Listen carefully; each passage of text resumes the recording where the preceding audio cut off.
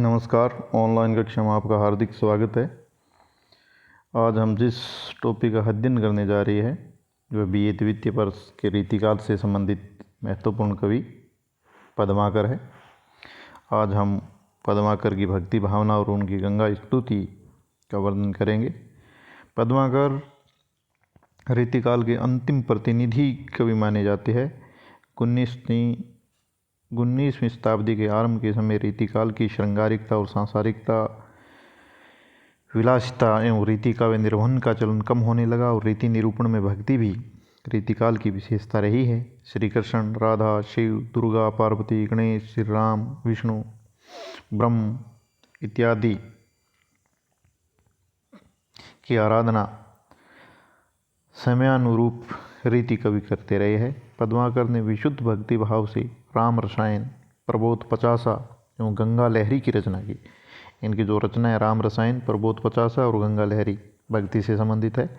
गंगा का स्तवन, श्री राम के प्रताप का बखान और सांसारिक वैराग्य का वर्णन पद्माकर ने श्रद्धापूर्वक किया है। संक्षेप में पद्माकर का गंगा स्तवन तथा उनकी भक्ति भावनाओं को निम्नलिखित बिंदुओं के माध्यम से समझा जा सकता है।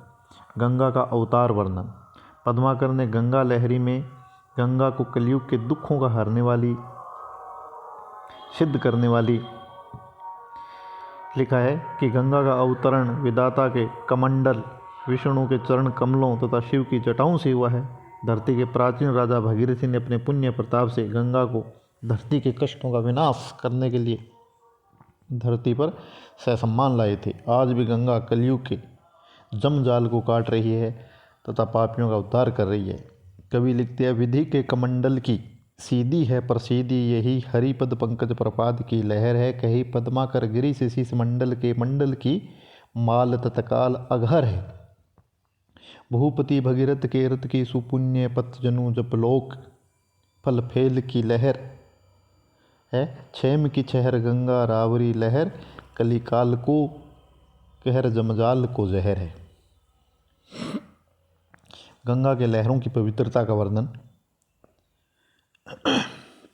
कवि कहता है कि वेदों पुराणों से लेकर धार्मिक ग्रंथों में गंगा की लहरों को शुभ्र, पवित्र तथा मान समोदिनी कहा गया है।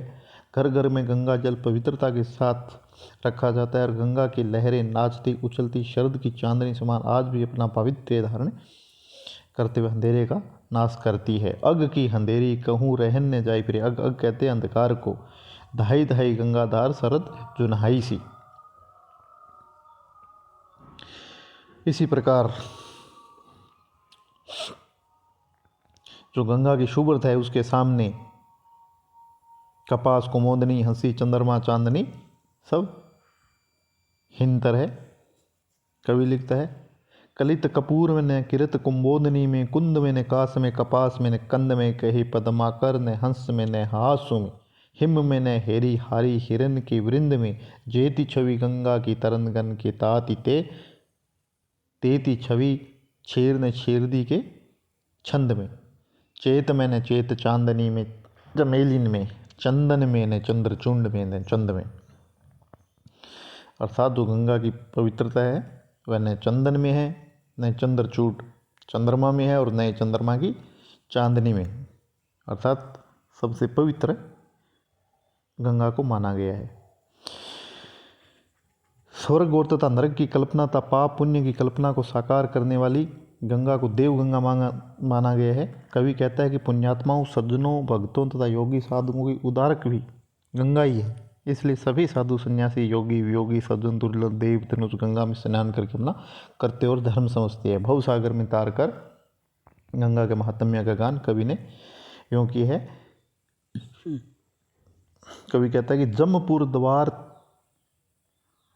लगे तिनके केवारे को, हे न रखवारे ऐसे पन के उजारे है। कहे पद्माकर तिरान पन धारे तेऊ, करी अब भारे सुरलोक को सिधारे है। सुजन सुखार करे पुण्य उचारे, अति पतित कतारे बहु सिंधु में उतारे है। काहू ने तारे तिने गंगा तुम तारे, जेते तुम ताहे तेते नभ के तारे।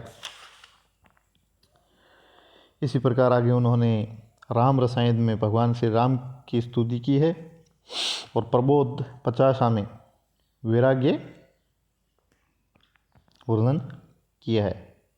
तो राम रसायन प्रबोध 50 और जो गंगा की स्तुति है उसके आधार पर हम पद्माकर की भक्ति भावनाओं को समझ सकते हैं। आज के लिए इतना ही, धन्यवाद।